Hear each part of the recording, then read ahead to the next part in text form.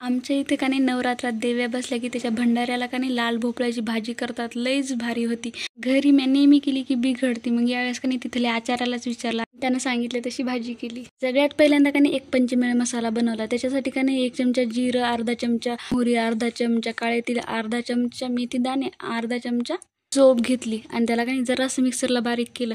मग 3 हिरव्या मिरच्या, अर्धा इंच अद्रकीचा तुकडा आणि 10-12 लसणाच्या पाकळ्याचा ठेसा बनवला। कढईमध्ये तेल टाकून त्याच्यामध्ये 2 तेजपत्त्याची पानं, त्याचबरोबर 3 लाल सुक्या मिरच्या आणि हा पंचमेळ मसाला आणि बनवलेला ठेसा टाकून त्याच्यामध्ये अर्धा चमचा काळं मीठ आणि पाव चमचा आमचूर पावडर टाकला आणि 1 चमचा लाल तिखट, 1 चमचा हळद पावडर, 1 चमचा धनेपूड आणि 1.5 चमचा किचन किंग मसाला टाकून लेल्या भोपळ्याच्या फोडी टाकल्या आणि त्यामध्ये चवीनुसार मीठ आणि 2 चमचे साखर ठेवून 10 मिनिटं झाकण ठेवून शिजवलं आणि तयार झाली मला आवडणारी लाल भोपळ्याची भाजी। आवडली असेल तर चॅनल लाईक, शेअर, सबस्क्राईब करायला विसरू नका। धन्यवाद।